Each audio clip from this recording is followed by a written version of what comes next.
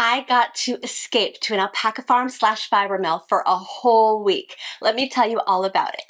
I got invited to stay at the Winterstrom family ranch to observe everything they do there on the farm. I woke up with the rooster crowing.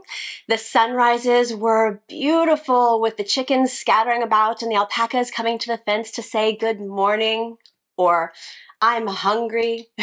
But virtually I would wake up every morning with the family to observe everything they do there at the ranch. Everyone in the family pitches in to help, whether that's feeding the animals or working in the fiber mill, turning fiber into product, or manning the gift shop they have there on site.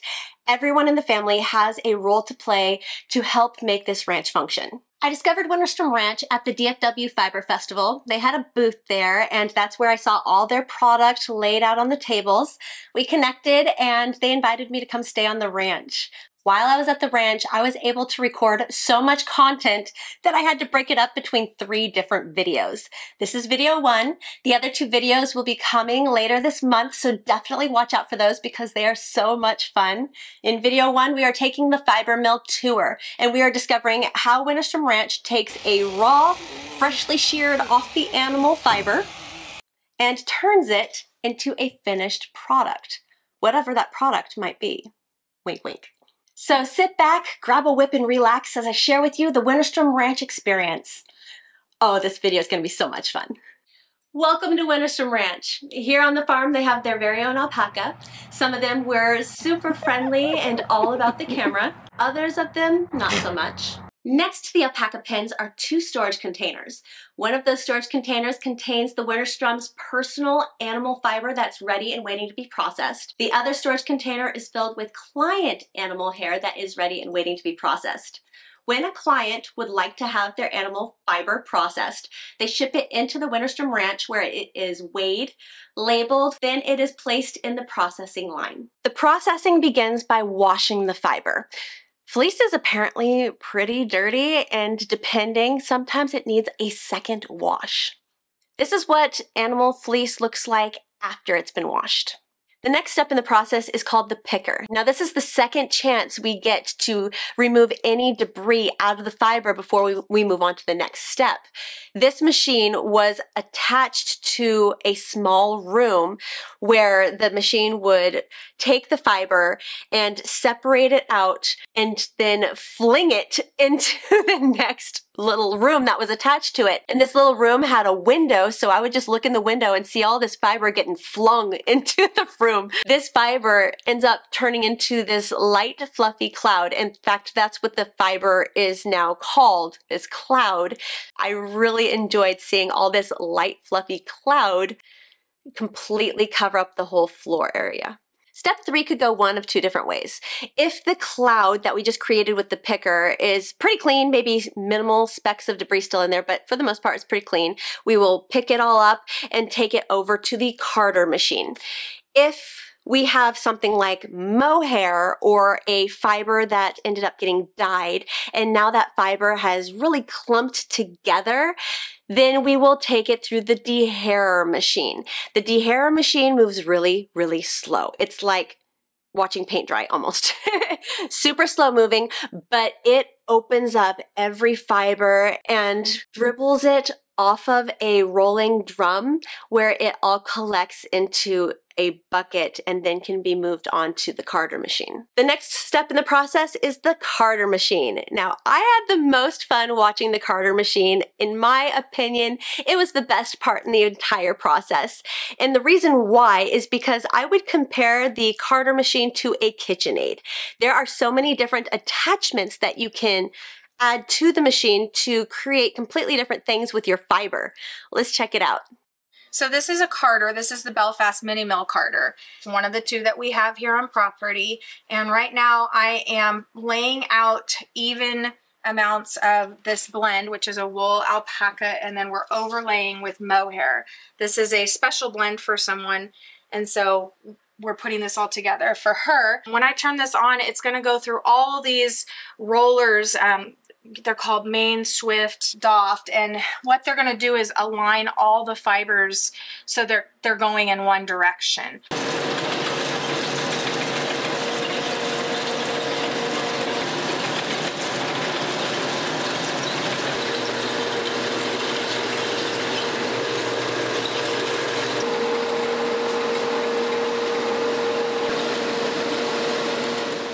The second thing the cardar machine can do is make rug yarn or felted cord. Watch this. So what we have right here is what we call seconds of alpaca, legs, belly, neck, the less desirable of the fiber. And we're loading it onto the belt because we're about ready to make rug yarn. We're going to do a core rug yarn. In order to do that, while I'm loading up the belt, Wayne is putting the mop cotton and getting it in place. So the way we do it is we hook it up through there and then bring it around. So he's getting that prepared while I'm preparing the fiber on the machine. And so this is with all those undesirable ends? Yep. And you can make a desirable product. You weave placemats, rugs, coasters, whatever you can come up with.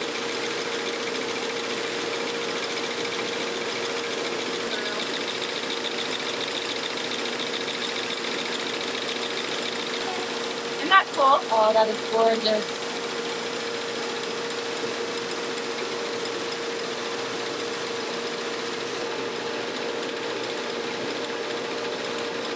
Isn't this rug yarn or felted cord gorgeous? I don't think I'll ever be able to use it. I just want to display it. The third thing a cardar can make is called a bump. Curious what a bump is? I know I was. So this is a bump. The mini mill people, they will call this roving. You can felt with this, spin with this, fiber arts, whatever. For me, it's not roving until it goes through the pin drafter. So that's kind of the difference between the two machines. It's wonderful. You can spin with it. You can do all that kind of stuff. In the processing world, I would still call this sliver. And with this machine over here, like you saw it running off right here, like this, literally to make the bump, we're taking it from here. Can we turn this on? We're feeding it through this little eye and up through here. Catch it up.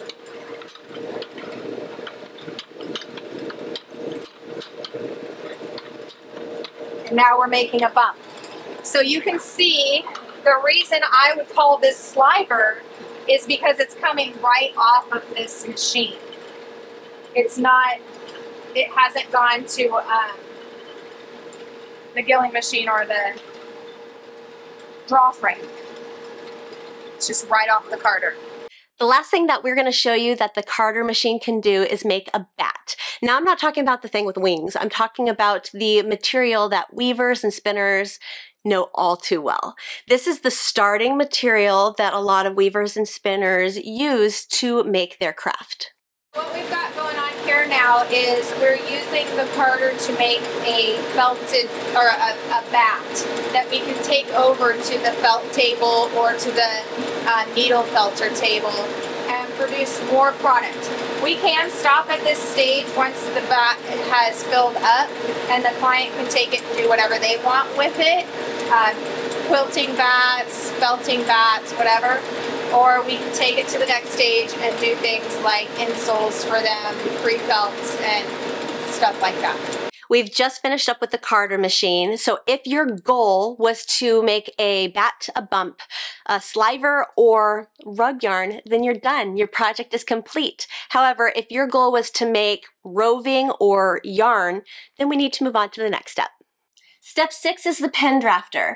Now the pin drafter will take all the sliver that we just made from the cardar machine and it will comb it out, straightening all of the hairs and fibers. It will also stretch it out to make it a thinner material. This is going to be vital before we can take this material to the spinner machine. So this is the pin drafter or gilling machine. This is taking the sliver that came off the cardars, refining the fibers, aligning the fibers a lot more, so they're all perfectly in line. We'll run it 3 to 4 times through this machine to get it almost a cone top. Why is that important? Well, it makes the fiber more consistent in size. It takes out any noils or neps, and the most important thing it does is making that more consistent for the spinning. That way you have a consistent yarn.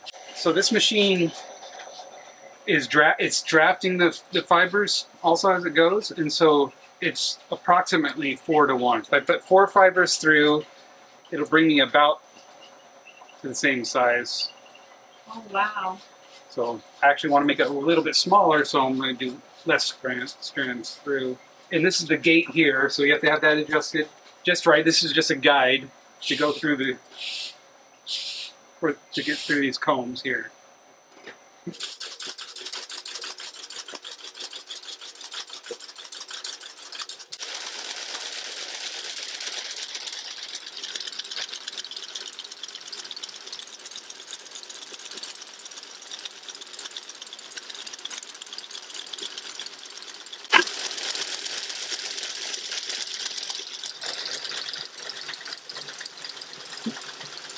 Okay, so once Wayne's done running this stuff through, this is what it looks like coming off the machine.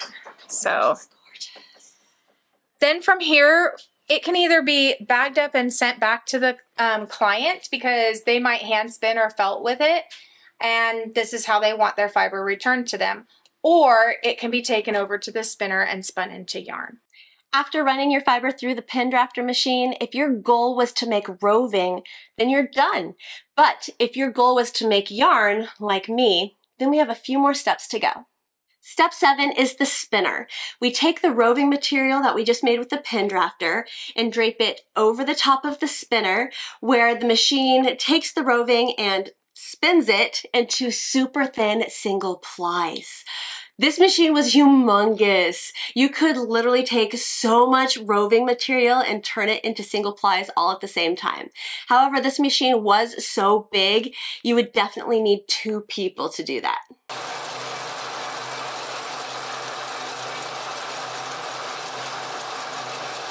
Our setup works as we drag over from this side.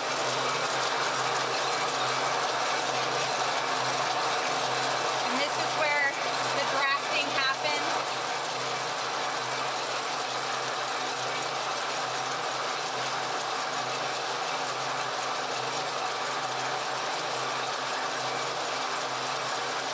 I could literally watch fiber get turned into yarn all day. The rhythmic flow of the machines as they're working the way up and down, evenly spacing the plies on the bobbin, the twists and spins of the plies as they're transitioning from roving into a single ply yarn. It's really neat.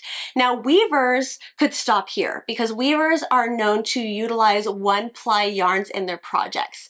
However, if you're wanting yarn that you could crochet with, we have one more step to go, and that's the plier. So we go from the spinner to the plier. So right now what we're going to do is these are bobbins that were our own product, and we're going to ply them off to make mill ends.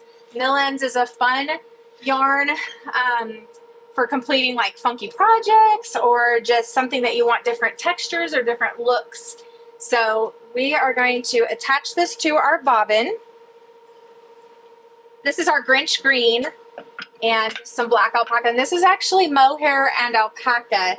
Normally we wouldn't, if we were just making normal yarn, we wouldn't put mohair and alpaca together. They have different retention and memory and all that kind of stuff, but because we're doing mill ends and it's just kind of funky fun, we can put whatever we want together. So I'll start this one like this. We've got our travelers holding the yarn onto the bobbin.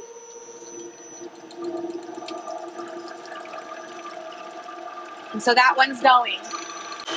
And here we have 4 different ones running. What we have here is what has come off from running the mill ends. This is a finished product for doing the art yarn. So Toby has what we've got our Grinch colors going on here and blending into the lighter colors. We have just these multicolors, and this is what will happen when you have the bits and pieces that you're running off onto mill ends, and then our 4-ply, which looks really, really cool. So we'll have to do more of that and get that out to you guys. And then that's pretty much the process for running all the way to yarn. We skein it off on the skein winder and do a final wash, and then it comes back to the client. Like Sarah mentioned, after the yarn is plied up on the bobbins are taken to the skein winder where they're turned into hanks.